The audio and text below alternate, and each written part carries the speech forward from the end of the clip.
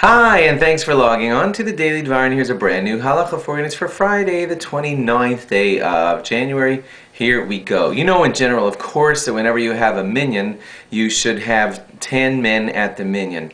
And that includes the chazan, by the way. So you only really need 9 men and the chazan. Now, some other background features that you may or may not know. There is some stuff written in the Shulchan Aruch about how when you're desperate, you can rely on a child, a boy who's just, let's say, like 11 or 12 years old, and have him hold a Torah or a Chumash or something, and then count him as the 10th man. Generally, we don't rely on that. The Shulchan Aruch says if you were desperate, you could rely on such a situation, have 9 men and a boy holding a Torah or something. But we try never to use that halacha. That's really what it says in the Mishnah Berurah, that although it's out there as a solution, it's something that we would rather not rely on.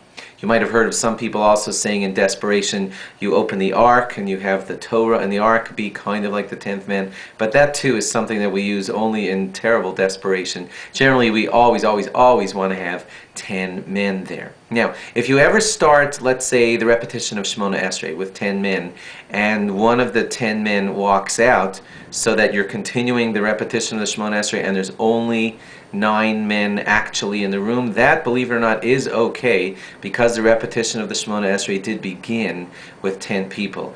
Now, you can't use that to all the way till the end of davening and then have only 9 people and say all the Kaddishes. Generally, what we do is we connect that piece of the davening that had 10, and then the guy walks out, you connect to it whatever piece is directly related to it, and you can continue till there. Like, for example, if the guy walked out in the middle of the repetition of Shemona Esrei, you could finish the repetition of Shemona Esrei and the Kaddish that follows Shemona Esrei, and that's it.